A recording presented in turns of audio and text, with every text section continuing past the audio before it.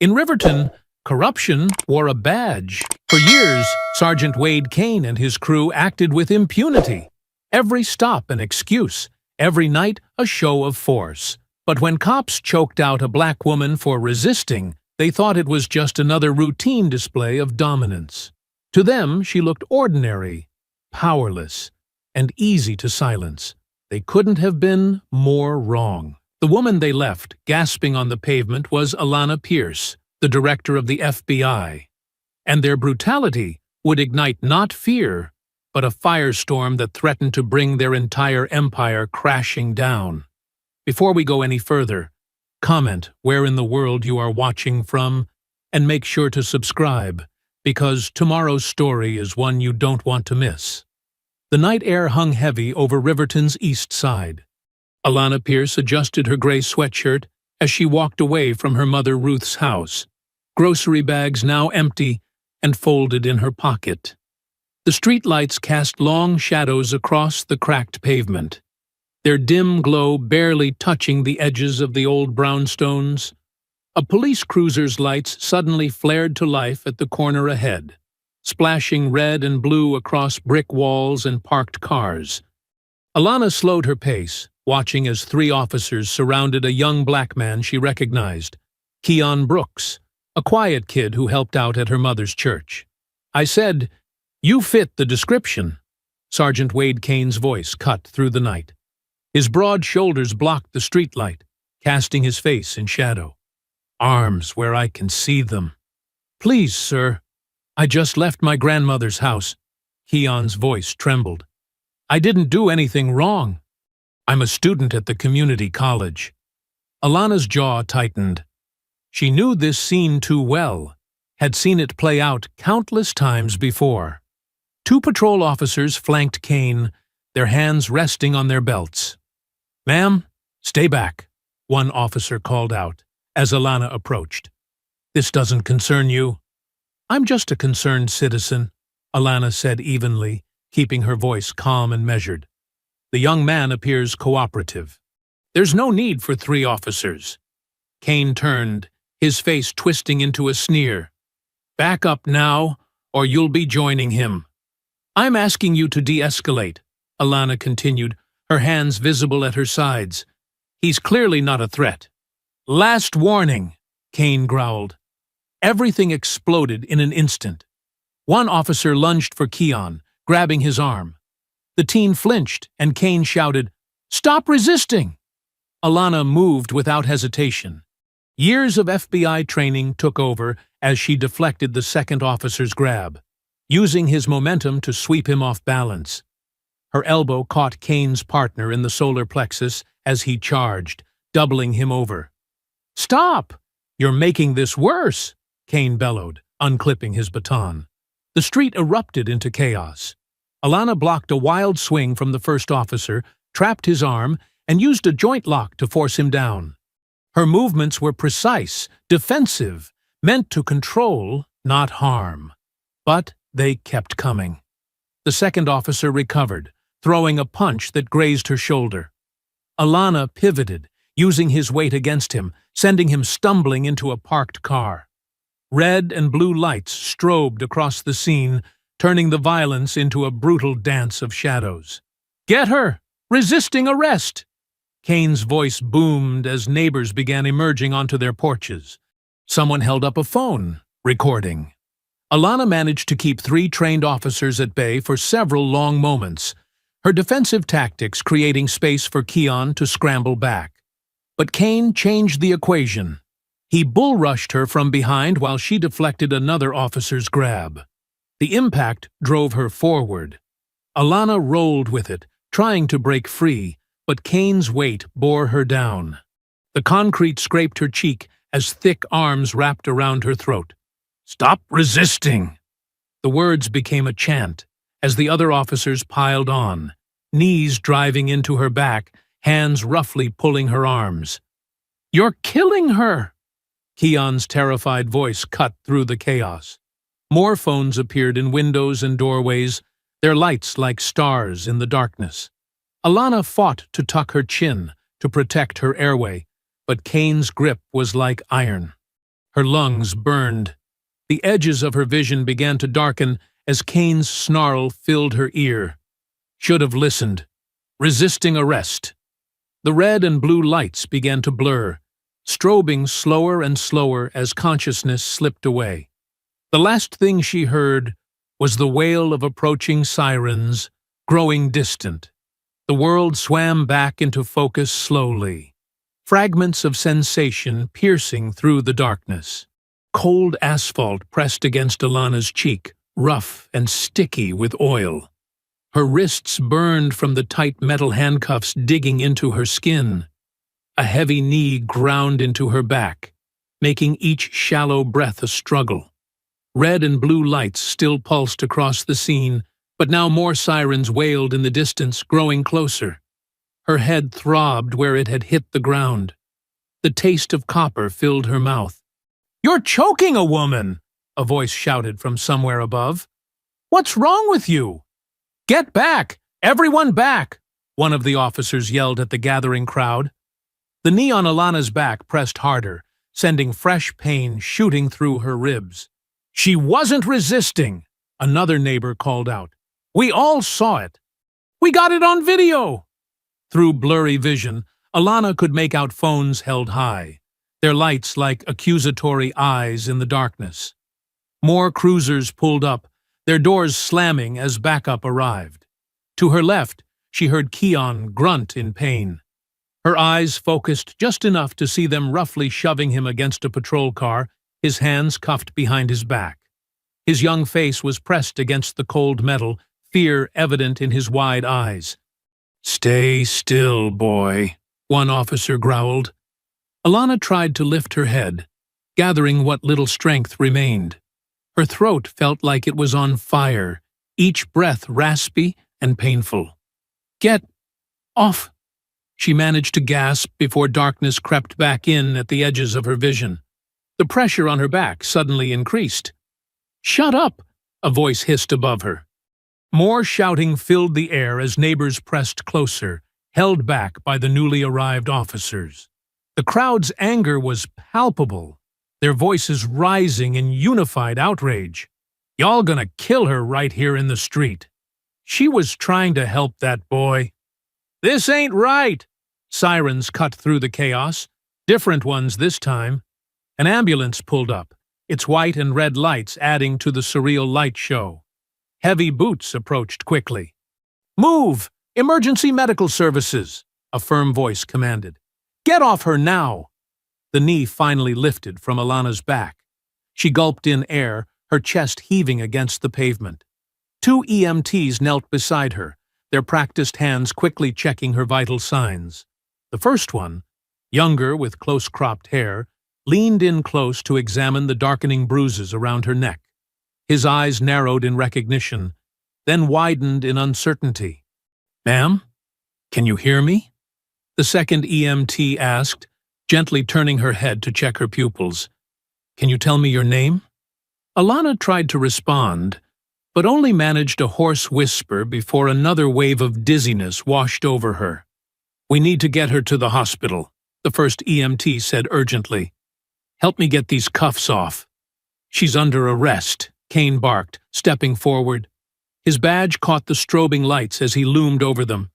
"She needs immediate medical attention," the EMT countered firmly.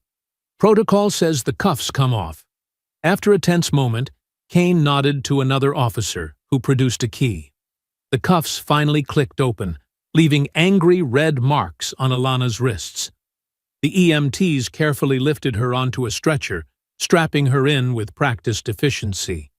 As they wheeled her toward the ambulance, Kane's voice carried across the scene. "Another thug off the street!" The crowd's angry response was cut off as the ambulance doors closed. Inside, the younger EMT began hooking up monitors while his partner prepared an IV line. The siren wailed to life above them. "Let's see some ID," the first EMT muttered, reaching for the wallet in Alana's sweatpants pocket. He flipped it open, probably expecting a driver's license. Instead, his fingers froze on the distinctive federal credentials. His face drained of color as he read the identification. The gold FBI shield gleamed under the ambulance's interior lights. Below it, clear black letters spelled out, Dr. Alanna Pierce, Director, Federal Bureau of Investigation. "Oh my God," he whispered, looking down at his patient's battered face with new understanding as the ambulance raced through the night, its sirens screaming a warning to all who heard it. The harsh fluorescent lights of the emergency room pierced through Alanna's eyelids as consciousness slowly returned. Her throat felt like sandpaper, and every breath brought a dull ache to her ribs. The steady beep of monitors mixed with hurried footsteps and hushed voices around her. "Blood pressure's stabilizing," a nurse said softly, adjusting something above Alanna's head. Through half-opened eyes, she saw two security guards near her door, their heads bent close together in conversation. The taller one kept glancing at her with poorly concealed awe. "That's really her, Director Pierce," he whispered to his partner. "FBI credentials don't lie," the other replied. "Word's already spreading." The change in the hospital staff was immediate and obvious. A doctor who had been briskly efficient minutes earlier now approached with careful deference, his clipboard clutched tight against his chest. "Director Pierce," he said gently. "I'm Dr. Matthews. How's your pain level? We've documented the bruising around your throat and neck." Alanna tried to speak, but managed only a raspy whisper. A nurse quickly brought her ice chips, handling the cup like it was made of crystal. "Small sips," the nurse advised, her eyes wide with concern. "Your throat took quite a beating." The floor's charge nurse appeared in the doorway, speaking in urgent tones to someone in the hallway. More footsteps approached rapidly, these ones heavy, anxious. Police Chief Warren burst into the room, his face ashen. His uniform was hastily arranged, tie slightly crooked, suggesting he'd dressed in a hurry. Sweat beaded on his forehead despite the cool hospital air. "Madam Director," he stammered. We had no idea." His hands twisted his hat nervously. "If we'd known who you were." Alanna's voice came out hoarse, but clear enough to cut him off. "You knew I was human." The chief fell silent, his mouth working but no words coming out. The medical staff exchanged glances, tension filling the room. Outside, a growing commotion could be heard. Camera flashes strobed through the windows, and raised voices carried through the walls. A security guard stepped in quickly. "Media's swarming the entrance," he reported. "The videos are everywhere, Twitter, Facebook. Cops choke out woman for resisting is trending." Dr. Matthews moved protectively closer to Alanna's bed. "We can move you to a more secure floor." The door burst open again, and Ruth Pierce swept in like a storm front, her usual dignified composure cracking with worry and rage. Her church clothes were wrinkled, suggesting she'd thrown on a coat over her nightgown. "Baby girl," she breathed, rushing to Alanna's side. Her hands were gentle as they touched her daughter's face, but her eyes blazed as they took in the bruising. "Look what they did to you." "Mama," Alanna whispered, managing a weak smile. "I'm okay." "You are not okay," Ruth snapped, though her fingers remained tender as they smoothed Alanna's hair. She turned to fix Chief Warren with a glare that made him take a step back. "This is what your officers do? Choke out women in the street?" "Mrs. Pierce," the chief began, "there will be a full investigation." "There better be more than that," Ruth cut in. She turned back to Alanna, her voice softening. "But right now, you need to rest and heal. We'll handle this right. Not fast, but right." Through the next few hours, Alanna drifted in and out of sleep as Ruth kept vigil. The bruises darkened, but the swelling began to subside. Outside, the media circus grew, their cameras catching only glimpses through the windows. As dawn approached, painting the sky in shades of pink and gold, Dr. Matthews signed the discharge papers. "You should take it easy for a few days," he advised. Your throat will be sore, and those ribs need time. A plain black sedan pulled up to a side entrance as hospital security cleared a path. Ruth helped Alana into a loose sweater, supporting her as they made their way down the quiet hallway. "Head high," Ruth whispered to her daughter. "They didn't break you." Alana straightened despite the pain, her mother's strength flowing into her. Together, they walked through the automatic doors into the cool morning air, leaving the chaos of the night behind as the sun climbed higher over Riverton's skyline. The aroma of chicken soup and fresh cornbread filled Ruth's dining room as evening settled over Riverton. Steam rose from covered dishes spread across the oak table. Comfort food brought by church members who'd been arriving steadily since word spread about what happened. Alana sat gingerly in her mother's favorite chair, a soft cushion supporting her back. The bruises on her neck had darkened to purple, stark against her brown skin. Across the table, Keon Brooks and his grandmother, Mrs. Ellen, sat quietly. Keon's hands were still trembling slightly as he held his spoon. "You need to eat something, baby," Ruth urged, ladling more of Sister Wilson's chicken soup into Alana's bowl. "Keep your strength up." The TV hummed softly in the background until the evening news anchor's voice suddenly grew sharper. Everyone turned to look. "Breaking news in the Riverton police brutality case," the anchor announced. "Mayor Thompson has just suspended Sergeant Wade Kane and Officers Peterson and Martinez, pending a full investigation into last night's violent arrest."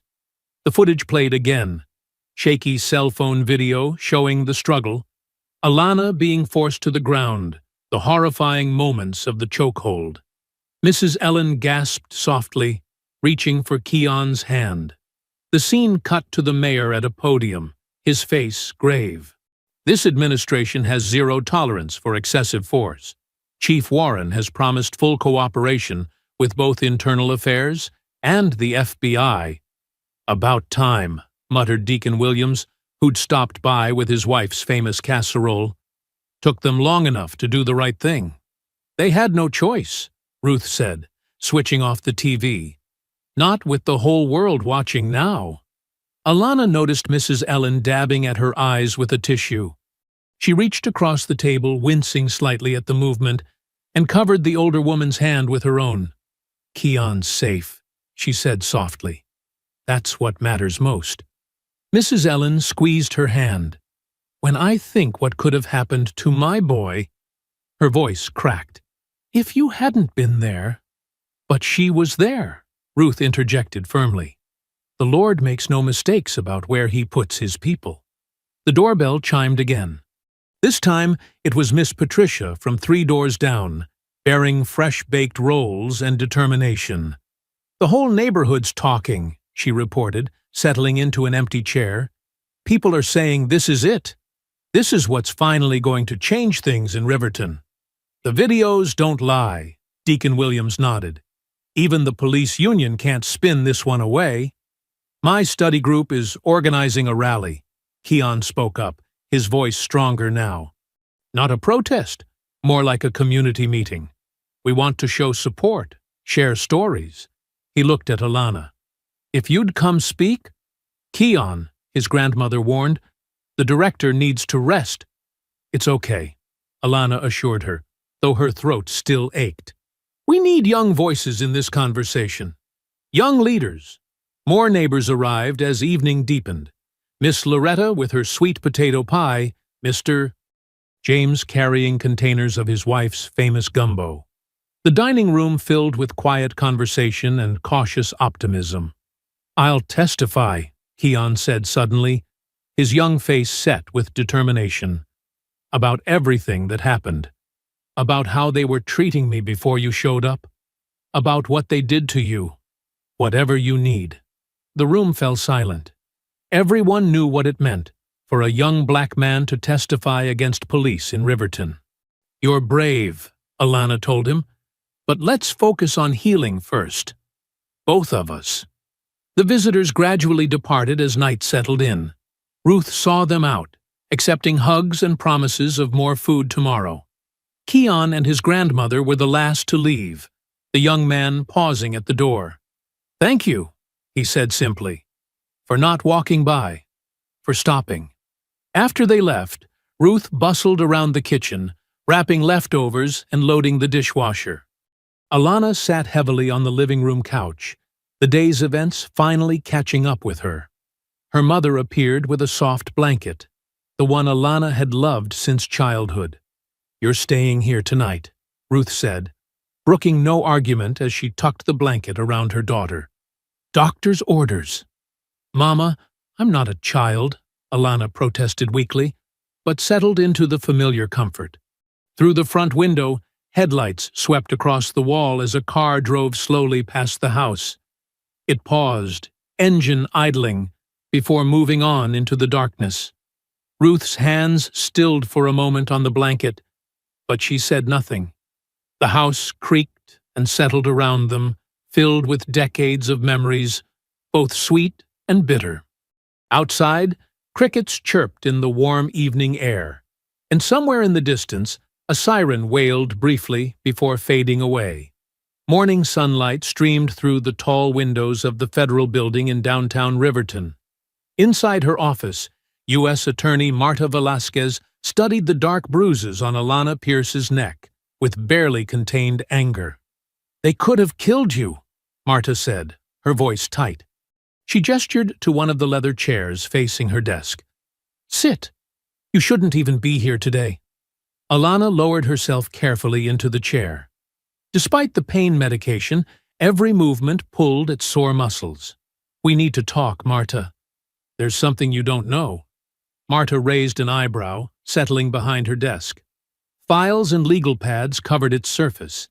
Evidence of sleepless hours spent building cases. About the assault? "The videos are everywhere. We're already preparing charges." "No." Alana leaned forward slightly. "About why I was really in Riverton. Operation Daylight." Marta's expression shifted. As a veteran prosecutor, she recognized the weight in those words.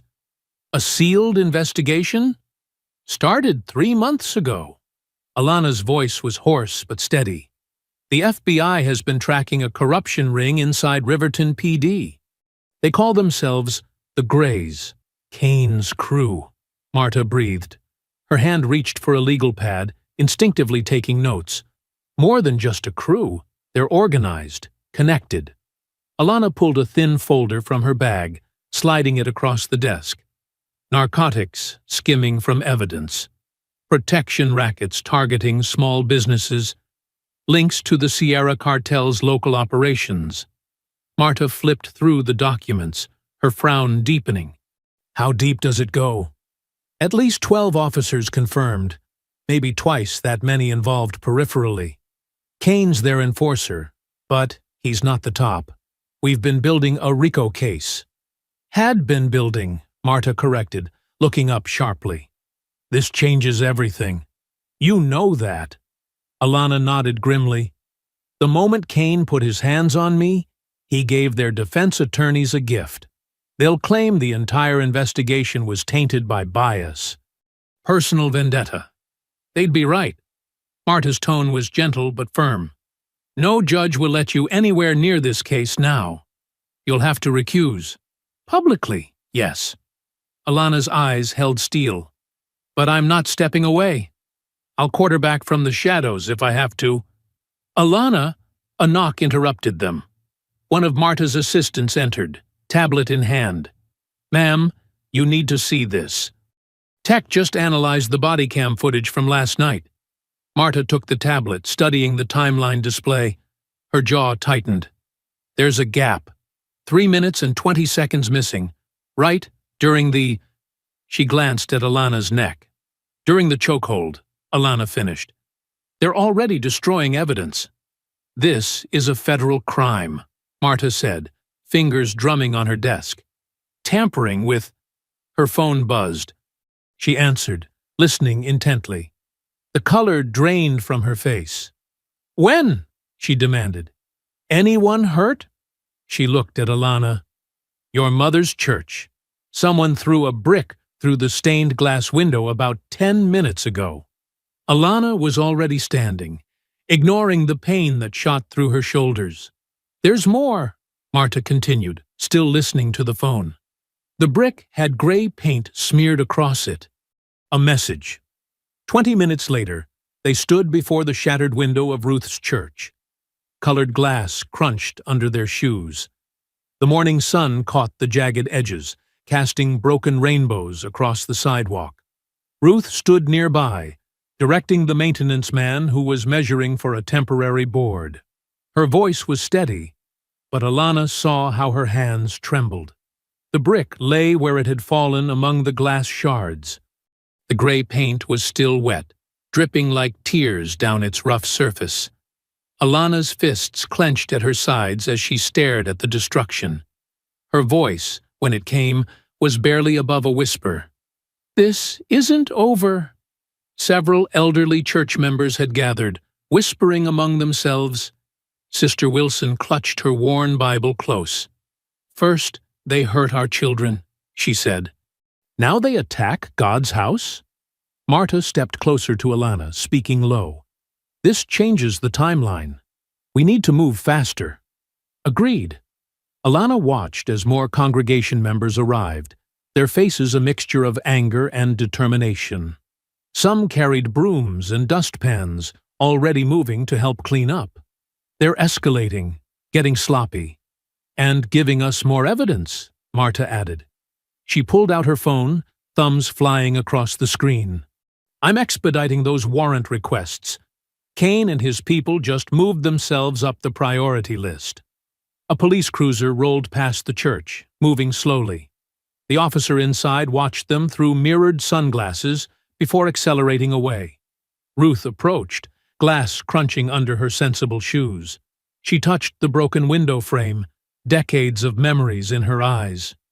"Your father helped install this window," she said quietly to Alana. 30 years ago. Flickering neon from Mike's all-night diner cast alternating pink and blue shadows across the nearly empty parking lot. At this hour, only truckers and night shift workers occupied the vinyl booths inside. Officer Blake Hoyt's hands gripped his steering wheel, knuckles white, as he scanned the lot for the third time. A dark sedan pulled in quietly, parking 2 spaces away. Hoyt's breath caught as Dr. Alana Pierce stepped out, wearing a plain windbreaker despite the warm night. She moved with careful steps, her injuries from Kane's attack still fresh. Hoyt got out, trying to look casual as he approached. His uniform was at home. He wore jeans and a Riverton Raiders baseball cap. "Dr. Pierce," he whispered, "thanks for meeting me." "Let's walk," she said, gesturing toward the edge of the lot, where shadows pooled beneath old oak trees. Her voice was still rough from the chokehold. They fell into step, maintaining enough distance to look like strangers having separate cigarette breaks. The diner's neon grew distant. "I've been wanting to come forward," Hoyt said, words tumbling out. "Since I joined the force last year, the things I've seen. The Greys, they run everything. Kane's just the muscle. There's more of them, higher up." Alana listened, face neutral. "Why now? What they did to you?" Hoyt's voice cracked. "And that kid, Keon. It's wrong, all of it. The shakedowns, the missing evidence, He swallowed hard. "I can't sleep anymore." A car pulled into the lot. They both tensed until its headlights swept past. "They have meetings," Hoyt continued. "Poker nights at Lieutenant Darlow's house. That's where they talk freely. About operations, about who needs teaching lessons. They made me watch once when they caught a teenager with pills. Said it was training." Alana's jaw tightened. "Would you be willing to wear a wire?" Hoyt's step faltered. "They'd kill me if they found out." "We can protect you." She turned to face him fully. "But I need evidence, Blake. Real proof. Not just witness testimony." He ran a shaking hand through his hair. "The next poker night is Thursday. Darlow's hosting again. You don't have to decide now." "I'll do it." His voice steadied. For that kid. For everyone they've hurt. Across town, Ruth Pierce's living room had become a command center. Despite the late hour, 6 church elders sat with phones and notebooks, heads bent together over Ruth's coffee table. "Sister Wilson, you take the East Side congregations," Ruth directed, passing out printed phone lists. "Sister Jenkins, you coordinate with the Baptist Alliance. Brother Thomas, you handle the Methodist Circuit." "What do we tell people?" Sister Jenkins asked, adjusting her reading glasses. "Tell them to call City Hall every day. Multiple times. Tell them to demand answers about the assault on my daughter, about Kane's record, about the missing body cam footage." Ruth's voice carried the authority of decades leading choir practice. "They ignore one voice. They can't ignore hundreds. The seniors in this city built these streets," Brother Thomas added, "paid these taxes, raised these children.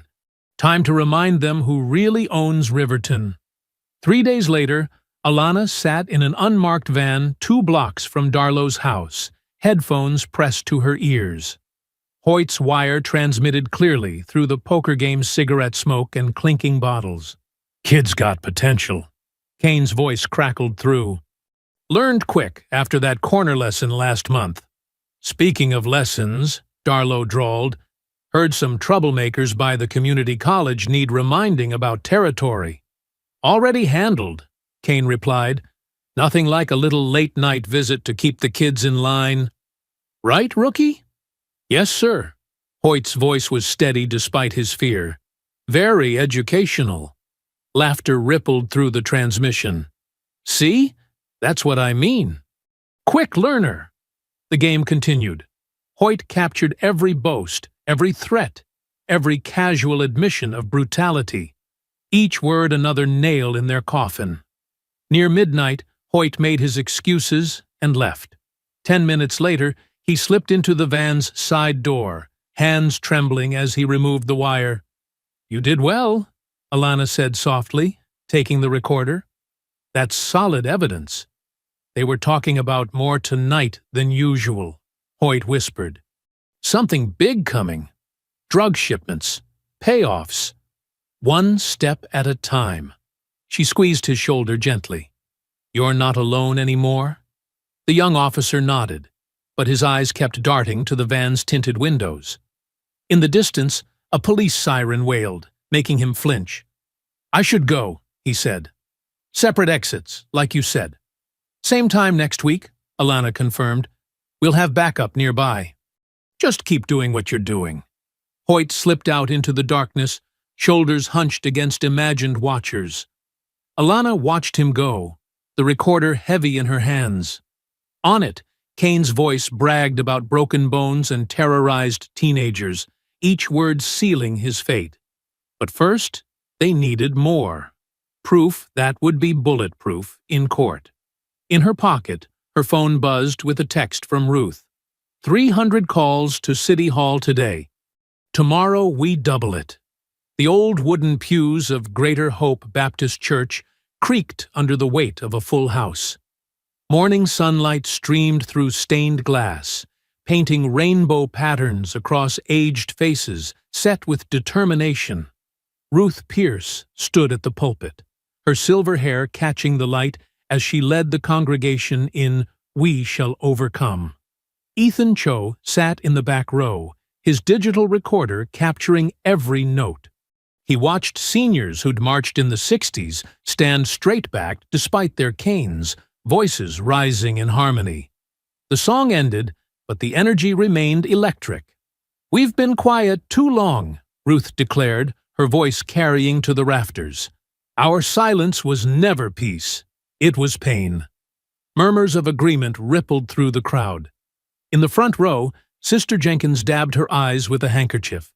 "Brother Cho is here today," Ruth continued, gesturing toward Ethan. "He wants to hear our stories, the truth about what's been happening in Riverton. Who wants to start?" A forest of weathered hands rose. Ethan moved to the front, recorder ready. Mr. Washington, 82, spoke first. "My grandson stopped 3 times in 1 week. Same corner, same officers. No reason given. His voice trembled with anger. They took his college money. Said it must be drug money. Boy works 2 jobs to save that. Sister Martinez stood, despite her arthritis. My Carlos, rest his soul, beaten in '82 for suspicious behavior.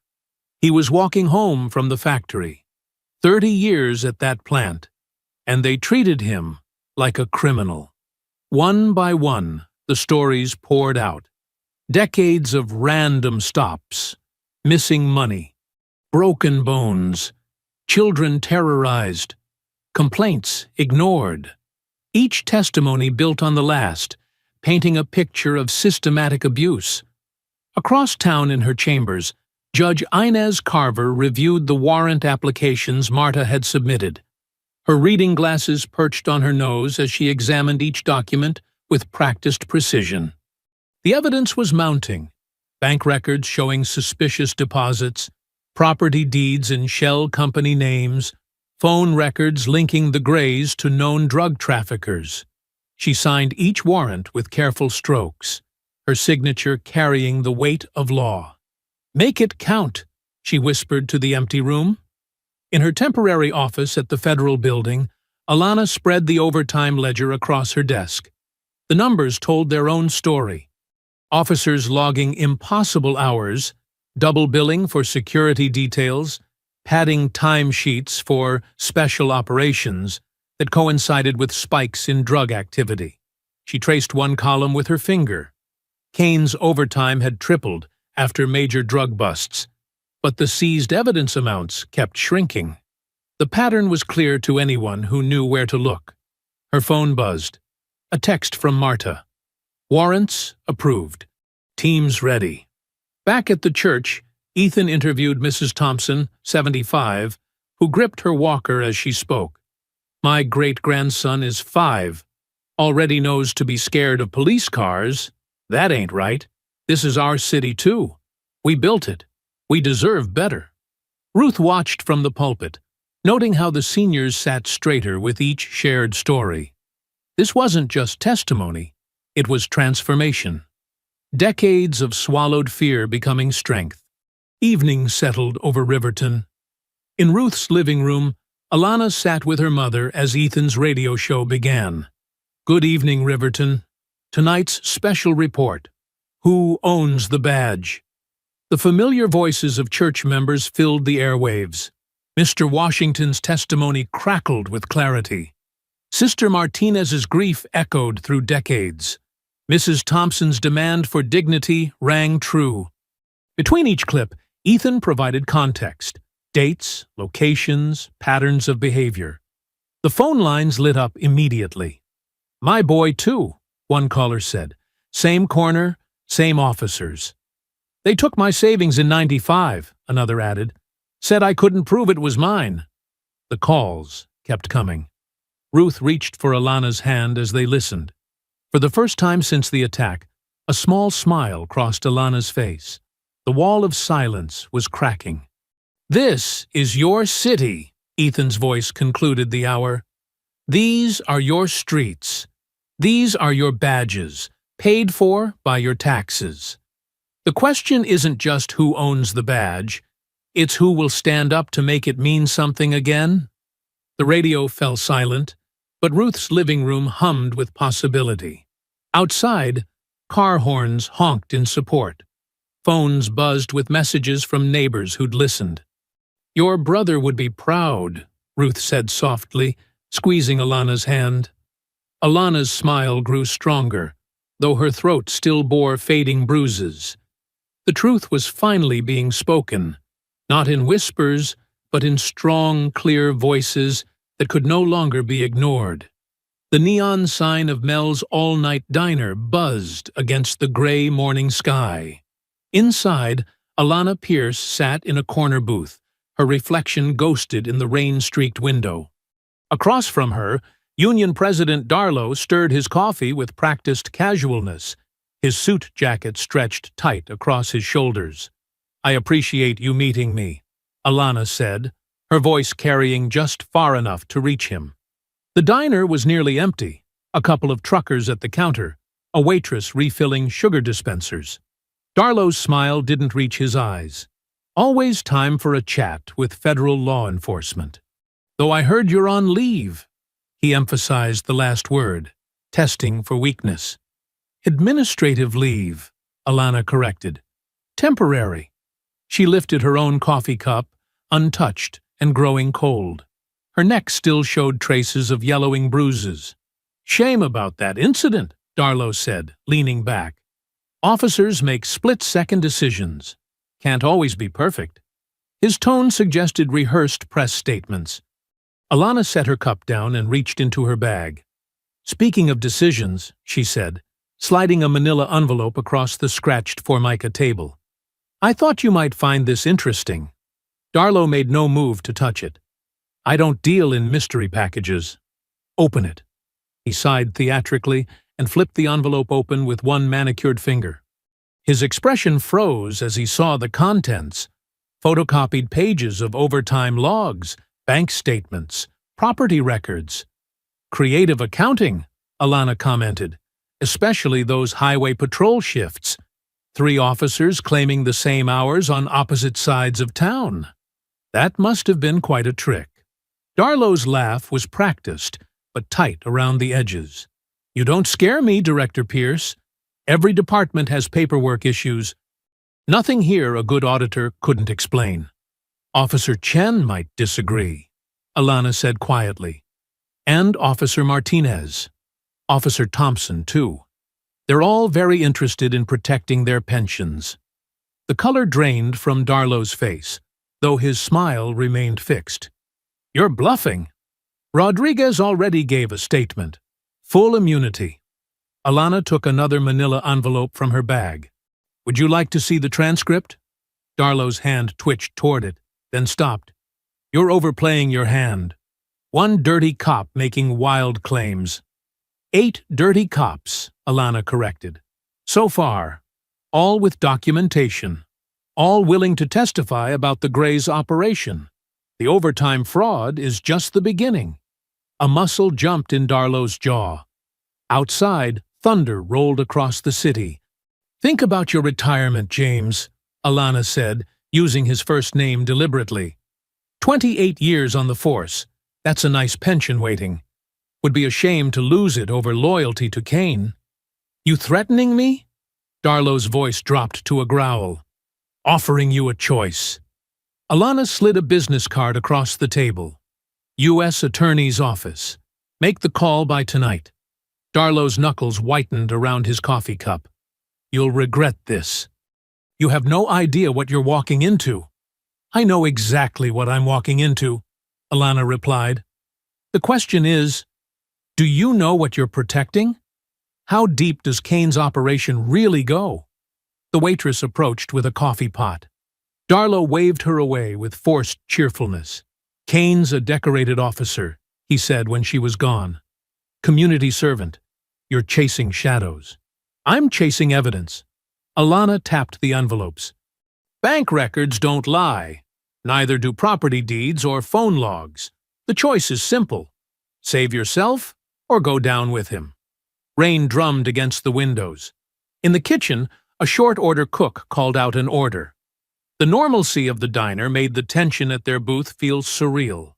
You've got nothing, Darlow said, but his voice lacked conviction. Check your voicemail, Alana replied. Rodriguez's statement should have hit your lawyer's inbox 10 minutes ago. I'm told the part about the warehouse by the river is particularly interesting.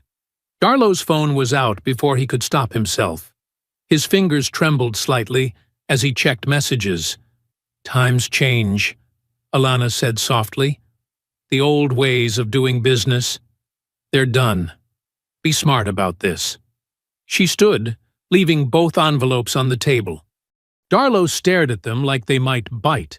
Tonight, she reminded him. After that, deals are off the table. The bell above the door chimed as she stepped out into the drizzle.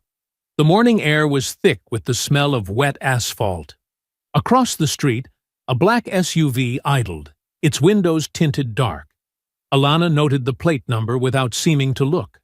Ohio tags, starting with XRG. The rain beaded on her jacket as she walked to her car, each drop distinct and cold against her skin. Behind her, through the diner's window, Darlow sat motionless, the evidence of his crumbling empire spread before him on the plastic tablecloth.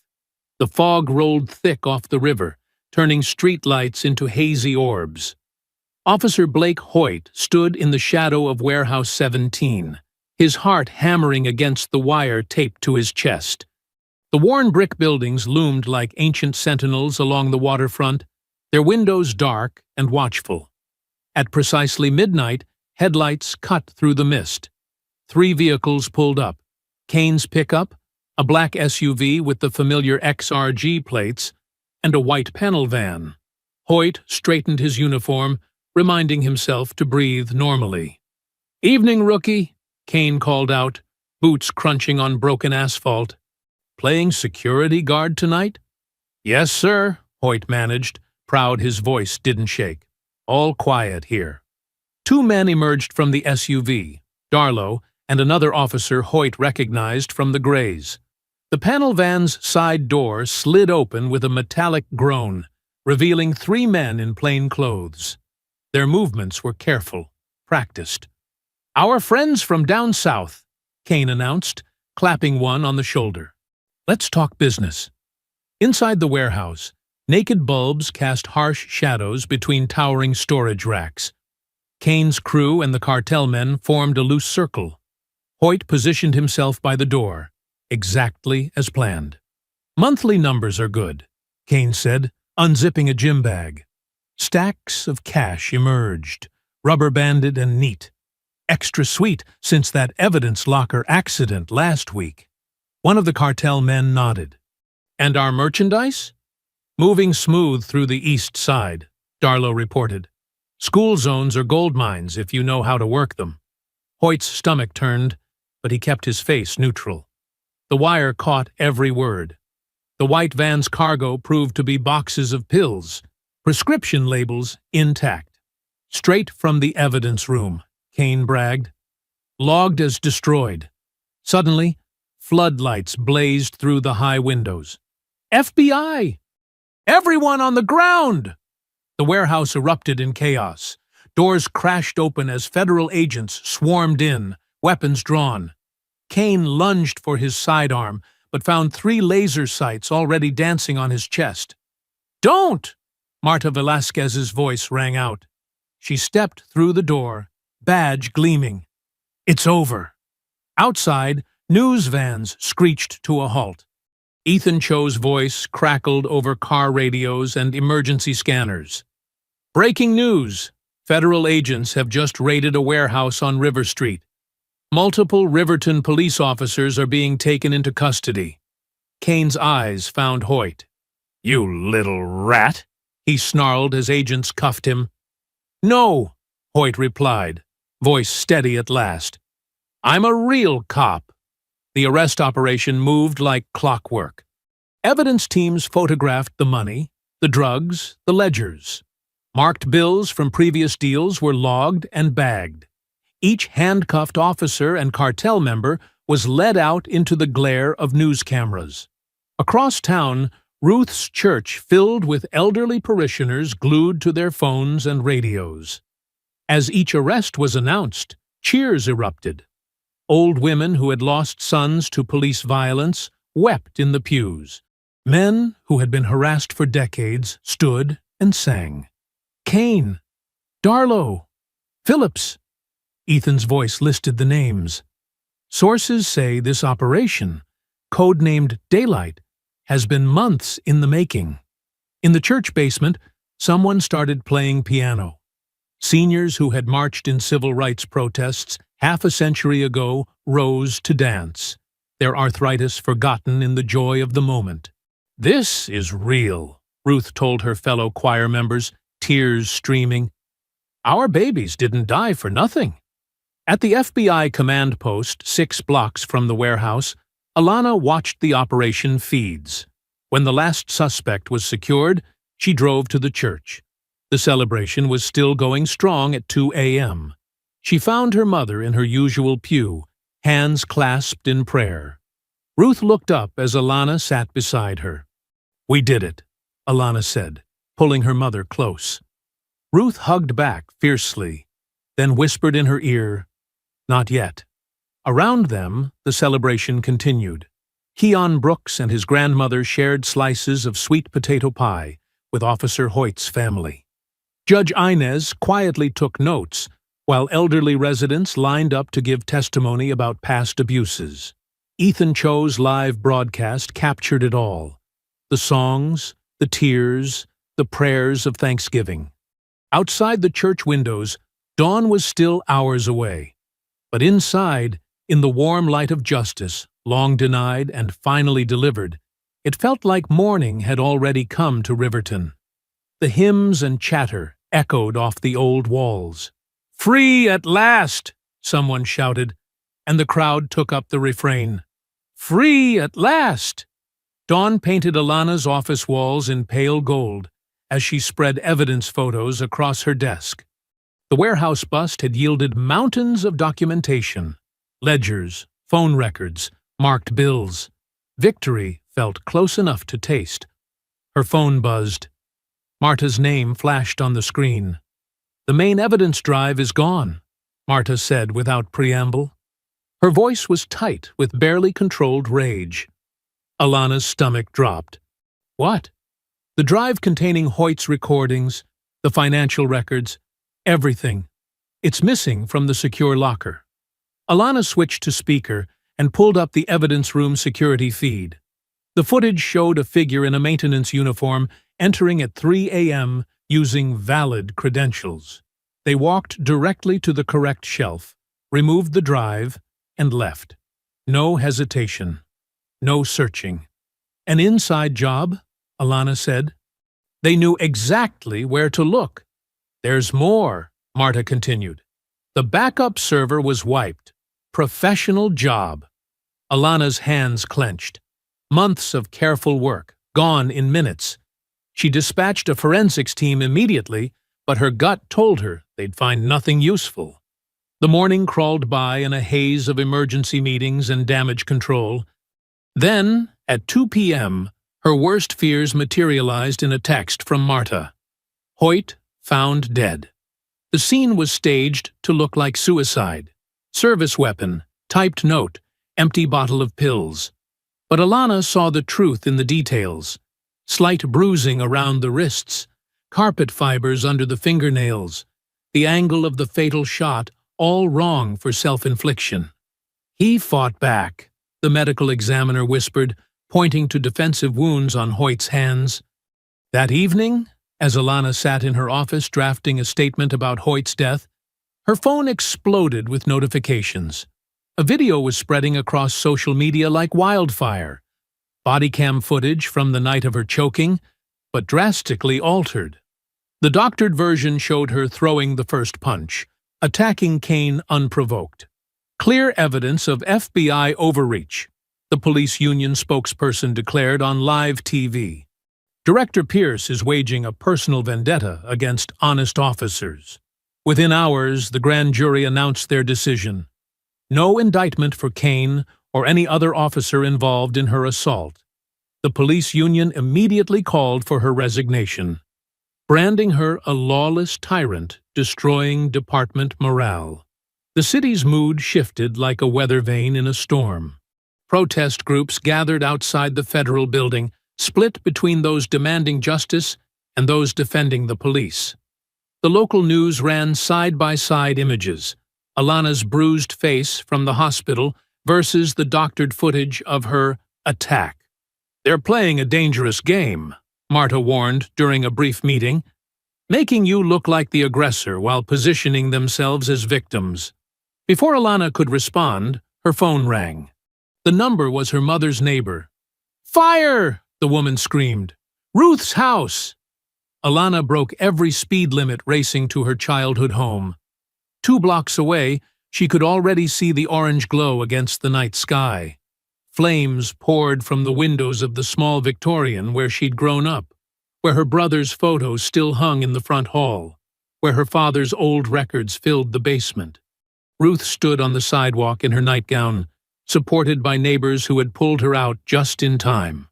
Smoke and ash swirled in the air like evil confetti. "I woke up to the smoke alarm," Ruth said, her voice hoarse. "They broke in through the back door, spread accelerant everywhere." Fire trucks wailed in the distance, but Alana knew they were too late. The flames had too strong a hold. She watched helplessly as the roof began to cave, sending sparks shooting skyward. The heat was so intense it forced the crowd back another 20 feet. Family photos, her father's jazz collection, her brother's Letterman jacket, her own FBI Academy graduation portrait, everything that anchored their history in this city was turning to ash. Decades of Christmas mornings, Sunday dinners, and front porch conversations disappeared into the inferno. A wall collapsed with a thunderous crash. Ruth let out a small sob, but stayed upright, dignity intact even in her nightclothes. Neighbors brought blankets, offered spare rooms, called relatives.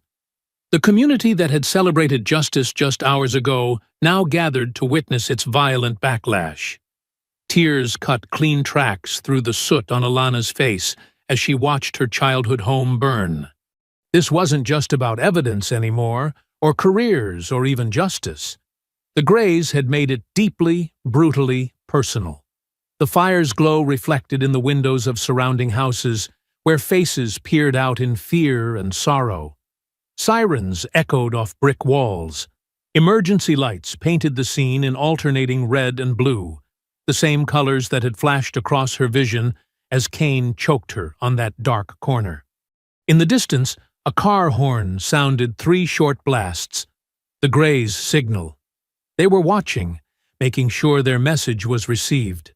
Ruth's hand found Alana's in the dark. Both women stood silent as their home, and all its memories, burned to the ground. Dawn crept over Riverton, pale sunlight revealing the full devastation of the fire. The Pierce family home was now a blackened skeleton, wisps of smoke still rising from the ruins. Ruth sat on a neighbor's porch, wrapped in a borrowed floral shawl, her eyes fixed on the destruction. Alana paced the sidewalk, her phone buzzing constantly with messages she ignored. The smell of smoke clung to her clothes, a constant reminder of what the Greys had taken from them. "Baby," Ruth called softly. "Come sit." Alana stopped pacing but remained standing. "I'm done hiding, Mama." "Done playing their game." "Good," Ruth said, surprising her daughter. "Because hiding never saved anyone in this town." Alana pulled out her phone and sent a mass text. "Emergency meeting. 2 hours. St. Mark's basement." The church basement had survived countless community crises over the decades. Now, folding chairs formed a circle under flickering fluorescent lights. Marta Velasquez arrived first, legal pad already in hand. Ethan Cho brought coffee and day-old donuts from the corner shop. Judge Inez Carver slipped in quietly, her judicial robe exchanged for a simple sweater. Ruth's elders' council filled several chairs, their faces set with determination.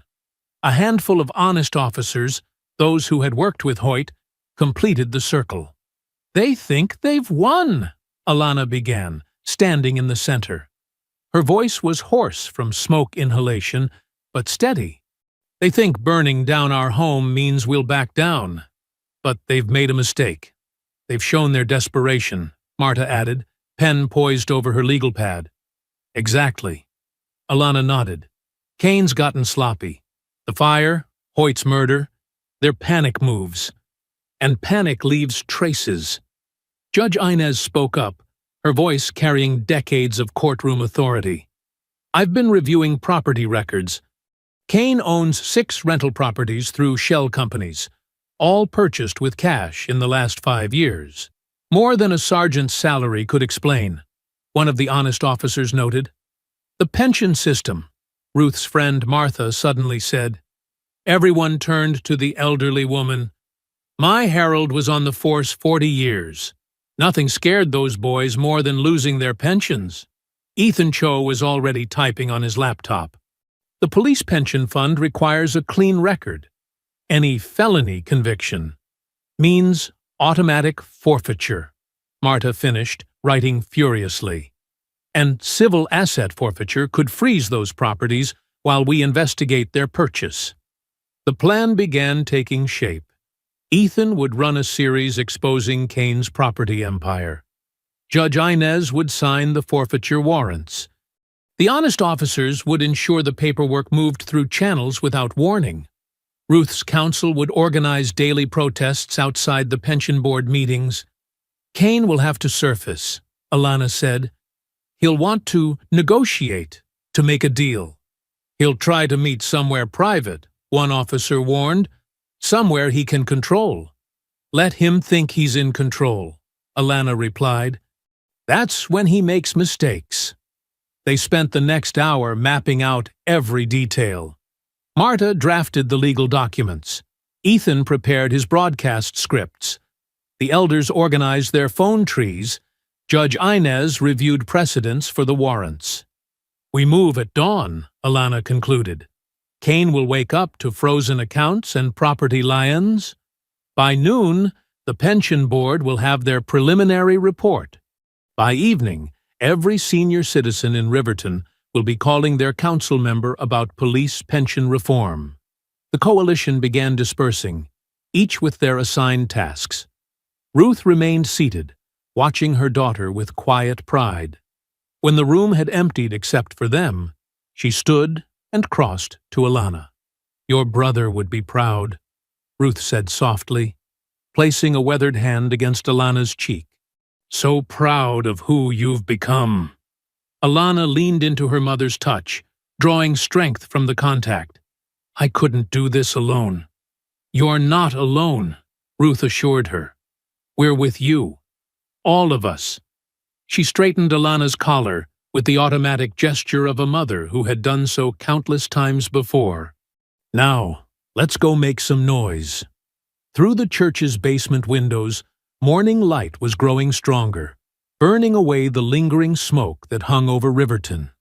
In the parking lot, cars started up as their unlikely coalition headed out to set their trap. The time for hiding was over. The parking structure loomed like a concrete fortress, shadows dancing between support pillars. Alana stood on level 3, her back against a concrete wall, waiting. The city sprawled below, a maze of streetlights and dark alleys. A black SUV growled up the ramp, headlights off. Kane emerged first, a police-issue baton already in hand. 2 heavies flanked him. Alana recognized them from the original choking incident. Both wore dark jackets that couldn't quite hide their shoulder holsters. No badge tonight. Alana's voice carried across the empty garage. Kane twirled the baton. Didn't think we needed the formalities. 3 against 1? Still can't fight fair? The heavies spread out, trying to flank her. Their footsteps echoed off concrete walls. Kane's face twisted into an ugly smile. You should have stayed down the first time. He lunged, baton whistling through the air. Alana slipped left, letting it crack against concrete. Her elbow found his ribs, precise, brutal. Kane stumbled back with a grunt. The first heavy rushed in. Alana grabbed the nearest car door handle, yanked it open into his charge. The impact rang through the structure. She followed through with a palm heel to his temple, then drove her knee into his midsection. An armbar took him down, face pressed to oil-stained concrete. The second heavy was smarter, more cautious. He circled, looking for an opening. Kane recovered, baton ready. Getting tired? Kane taunted. No backup this time. Don't need it. Alana kept both men in view, stance balanced. They came at her together. Alana used their size against them, ducking under wild swings. Her defensive training took over. Deflect, counter, control. Each movement precise. Nothing wasted. The second heavy caught her shoulder with a glancing blow, but she turned it into momentum, sweeping his legs. Kane pressed his advantage, backing her toward a concrete pillar. The baton came down hard. Alana caught his wrist, twisted. The weapon clattered to the ground, but Kane was ready. He drove forward, slamming her against the pillar. His arms snaked around her throat, the same chokehold from that night on the corner. "Remember this?" he snarled. But Alana was ready. She tucked her chin, protecting her windpipe. Her hips shifted, center of gravity dropping. One smooth motion, rotate, hip throw. Kane hit the ground hard. She could have choked him then, could have given him a taste of his own medicine. Instead, Alana pinned him, one knee on his chest. "You're done," she said. Kane laughed, blood staining his teeth. "Done? I own this city. Always have. Tell me about that." Alana's voice changed, became conversational. "About how you own Riverton." Pride loosened his tongue. "Damn right I do. 20 years keeping the streets quiet, making sure the right people get paid. The cartel people? Someone has to manage distribution. Might as well be us. We know which trucks to stop, which ones to wave through." He grinned. "Your brother never understood that. Had to teach him the hard way." Alana's grip tightened, but her voice stayed steady. "And Officer Hoyt? Couldn't let him talk. Rookies need to learn their place. Like you learned yours?" A new voice cut through the garage. Judge Inez stepped from behind a pillar, recorder in hand. Ethan Cho emerged from another shadow, his microphone catching every word. Kane's face went slack as he realized. Through the garage speakers, his own voice played back. "Had to teach him the hard way." Sirens wailed, growing closer. Red and blue lights began strobing through the structure. But these weren't local cops. FBI tactical teams swarmed in, followed by Marta's federal marshals. "You set me up," Kane spat as agents cuffed him. Alana stood, straightening her jacket. "No, you did that yourself." They led Kane and his heavies away. Blood trickled from his split lip, but his eyes burned with helpless rage. He tried to lunge at her one last time, but the cuffs held. Alana watched from above as they loaded him into a federal transport van. 20 years of corruption and violence, finally ending in a concrete parking garage. The city skyline was starting to lighten, dawn approaching, washing away the darkness that had gripped Riverton for so long. "Director," one of the tactical team leaders approached. "We've secured the scene. Do you need medical?" Alana touched her shoulder where the heavy had landed his punch. It would bruise, but nothing was broken. "I'm fine. Make sure those recordings get logged properly." "Yes, ma'am, and there's someone here to see you." Through the gathering crowd of federal agents, Ruth appeared. She took in her daughter's disheveled appearance, the blood on her knuckles, the fierce light in her eyes. "Baby," she said softly, "let's get you cleaned up." Alana nodded, letting her mother guide her toward the stairs. Behind them, evidence teams photographed the scene, documenting every detail of Kane's final stand. His confession would play across Ethan's radio show within hours. The sun was rising over Riverton, and for the first time in decades, its light would shine on truth. The federal courthouse buzzed with anticipation, its wooden benches packed with Riverton's senior community. Ruth's church members sat shoulder to shoulder in their finest clothes, pressed suits, elegant dresses, and carefully positioned hats that had seen decades of Sundays. The morning light filtered through tall windows, casting long shadows across the polished floor. Alana sat in the front row beside her mother, both wearing deep blue. Her bruises from the garage fight had faded to yellow, but she held herself straight, dignified. Behind them, Keon and his grandmother settled into their seats, joined by a steady stream of community members who had waited years for this moment. Judge Inez entered, her robes crisp and her expression stern. "All rise." The gallery rustled to its feet. Kane and his co-defendants shuffled in, wearing orange jumpsuits and chains. Their arrogance had finally crumbled, replaced by the hollow-eyed look of men facing real consequences. "Be seated," Judge Inez commanded. She adjusted her reading glasses, lifting the first set of papers. In the matter of the United States versus Wade Cain et al., regarding violations of the Racketeer-Influenced and Corrupt Organizations Act, the indictments rolled out like thunder.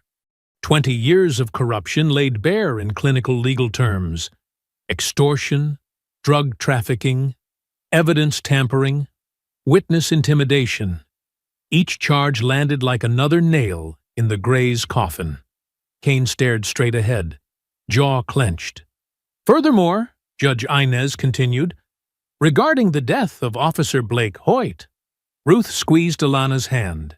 They had found Hoyt's real suicide note, hidden in his sister's Bible. It named names, detailed threats, and exposed the whole operation. Even in death, the young officer had helped bring down the corrupt system he'd tried to fight. Union President Darlow sat separately from Cain, his expensive suit replaced by prison orange. The evidence drive had been found in his office safe, along with detailed records of payoffs and threats. His attempt to save himself by turning on Cain had come too late. On the matter of the falsified body cam footage, Judge Inez's voice sharpened. The tech responsible, a longtime Gray sympathizer, hunched in his seat. The court finds the deliberate manipulation of evidence particularly egregious. Alana watched the sentencing unfold with steady eyes. Cain received 30 years without parole. Darlow got 15. The tech and other conspirators faced varying terms, but none would walk free. The gallery remained silent, but the air crackled with vindication. Then Marta Velasquez rose, carrying a thick document. "Your Honor, the United States would like to present the terms of the negotiated consent decree." Judge Inez nodded. "Proceed." Marta outlined the sweeping changes: an independent oversight board with real teeth, mandatory body cameras with felony penalties for tampering, and a complete restructuring of internal affairs. But the heart of the decree came next. Furthermore, Marta declared, a permanent community elder board will be established, comprised of Riverton seniors, with direct subpoena power over police records and personnel files. A murmur rippled through the gallery. Ruth sat straighter, her eyes bright. "This board," Marta continued, "will have authority to review all use-of-force incidents, with special attention to racial bias and excessive force. Chokeholds and similar respiratory restraints are hereby banned, with criminal penalties for violations." The decree went on, detailed and comprehensive. Every loophole that had protected the Grays was closed. Every dark corner where corruption had festered would now face sunlight and scrutiny. Cain's face twisted as he listened. His empire wasn't just falling. It was being dismantled brick by brick, replaced by the very people he had terrorized. The seniors in their Sunday best would now have power over the badge he had abused. When Judge Inez asked for community statements, Ruth stood. Her voice carried clear and strong across the courtroom. "My son died on these streets 20 years ago," she said. "Today, we reclaim them. Not with violence, but with justice.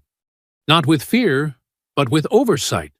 Not alone, but together." She turned to look at Cain.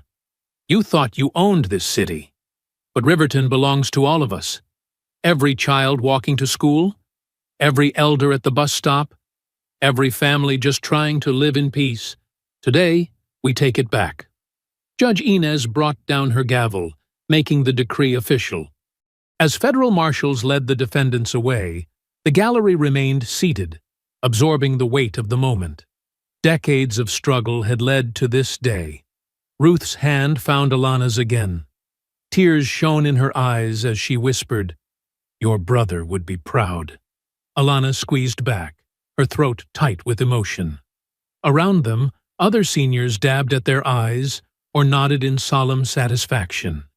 Keon reached forward to touch Alana's shoulder in gratitude.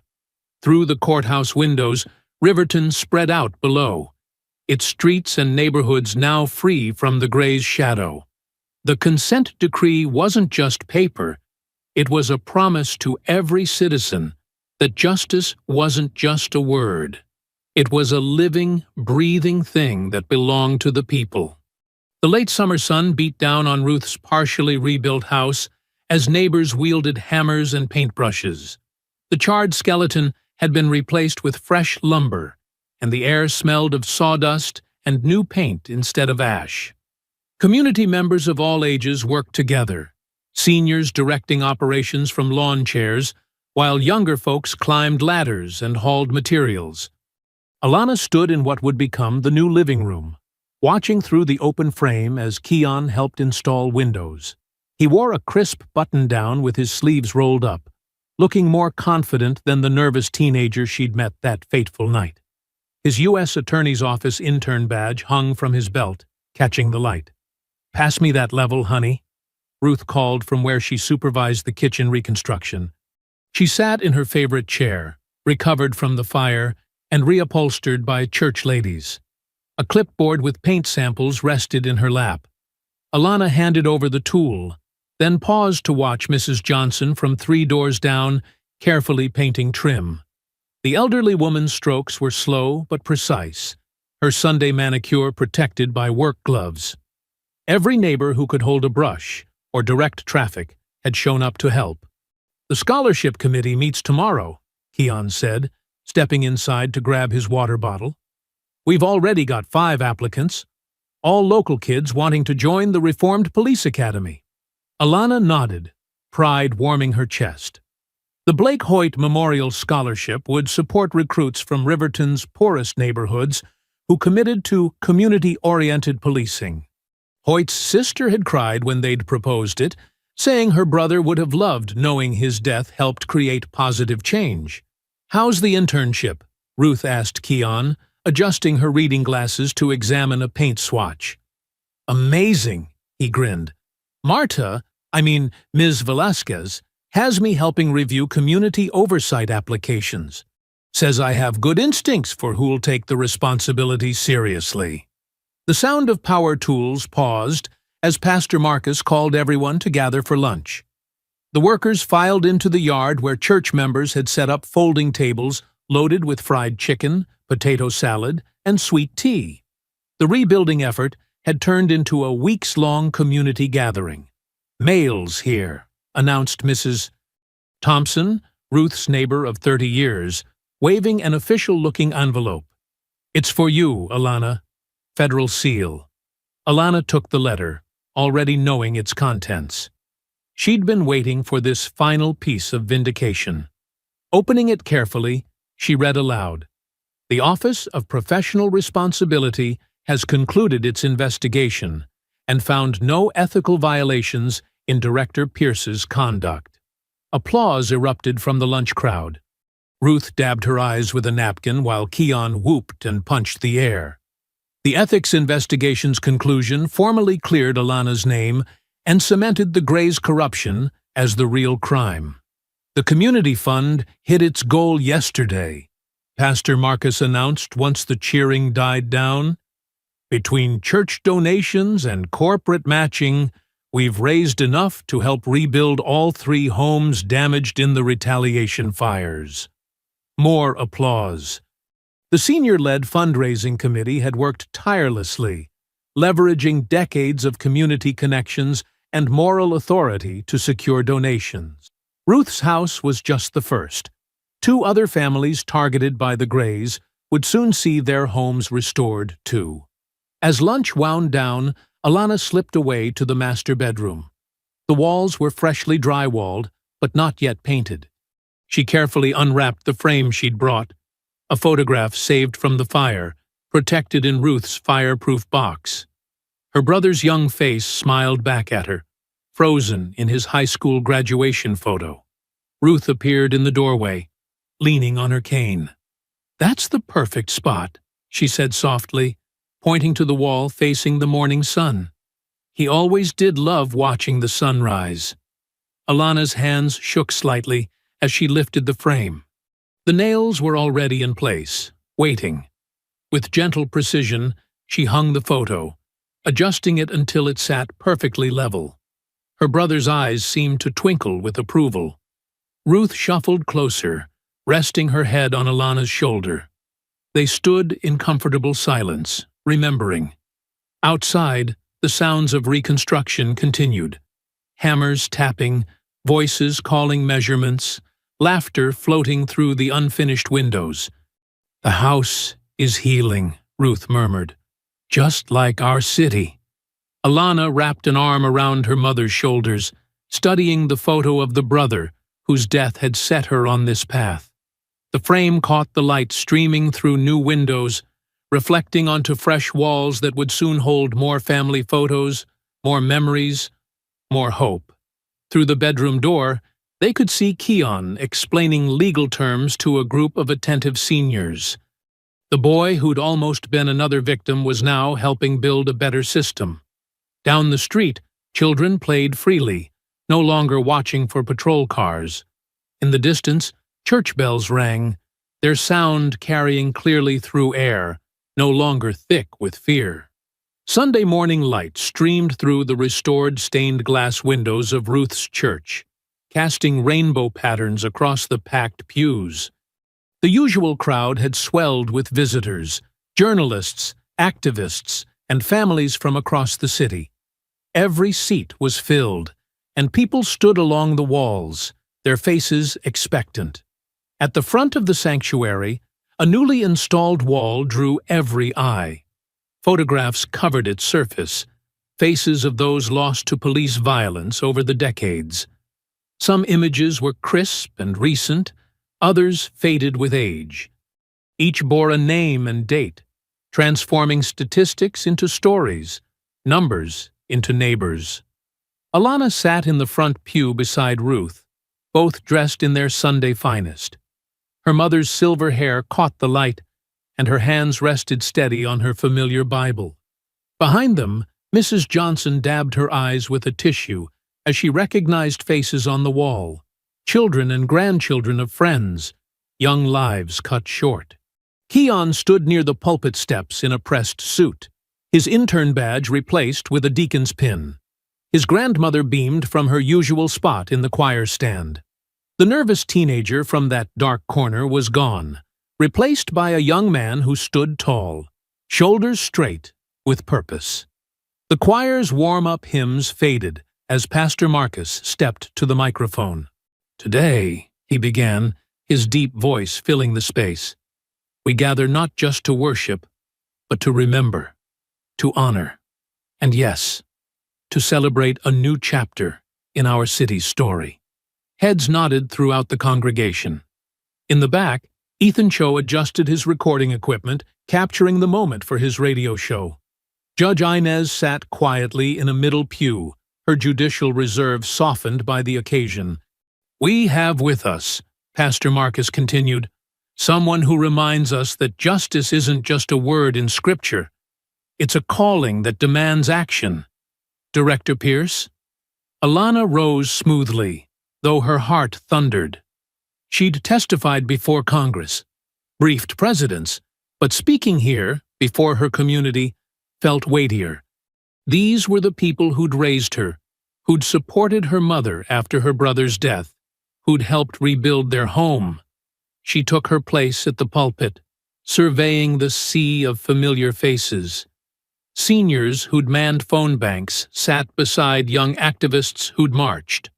Officers who'd helped expose the grays were scattered throughout, their badges catching the light. "When I was 17, Alana began, her voice clear and strong, my brother's photo became one of the first on a wall like this. Another young black life reduced to a statistic. Another family left to grieve while those responsible faced no consequences. The church was silent, except for soft sounds of agreement, of shared pain. That loss shaped my life's direction. But standing here today, I see something different. I see a community that refused to accept darkness as permanent. I see elders who turned their wisdom into action, young people who chose courage over fear, and officers who remembered their true duty to serve and protect.